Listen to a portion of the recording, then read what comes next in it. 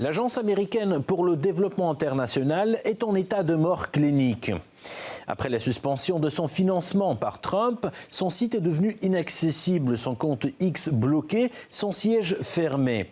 Des centaines de sous-traitants licenciés, une soixantaine de cadres supérieurs priés de ranger leur bureau et de profiter d'un congé bien mérité à durée indéterminée.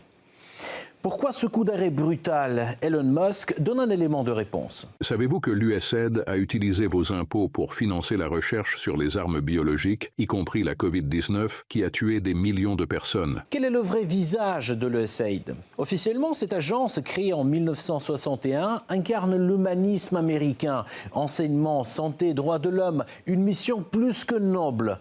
La réalité pourtant est tout autre. L'USAID est une organisation criminelle. Il est temps pour elle de mourir. Tout ceci n'est qu'un morceau du puzzle. Là où Washington ne peut pas imposer son influence par la diplomatie, l'USAID redouble d'efforts. Manifestations en Géorgie et en Arménie, coup d'État en Ukraine, émeutes en Biélorussie. L'ombre de l'USAID plane sur chacun de ces événements. La Biélorussie illustre parfaitement le contraste. En 2020, alors que l'agence était encore active, le pays a été secoué par des troubles post-électoraux. 5 ans plus tard, après son expulsion, le scrutin s'est déroulé sans heurts. La recette est connue, des ONG bien financées, des bourses d'études allouées. Peu à peu, les regards se détournent du gouvernement et tous les espoirs se tournent vers Washington. Et ce schéma ne se limite pas à l'espace post-soviétique. En 2013, la Bolivie a expulsé l'USAID pour l'ingérence dans ses affaires internes.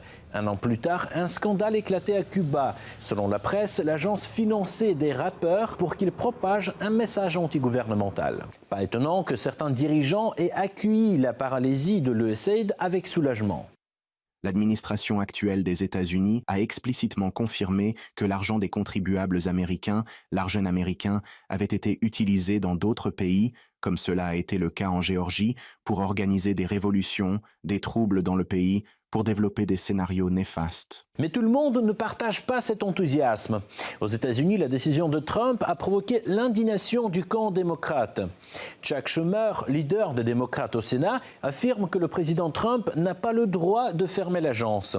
Sur la scène internationale, l'Ukraine le déplore. Depuis 2022, l'USAID lui a versé plus de 7,6 milliards de dollars en aide humanitaire.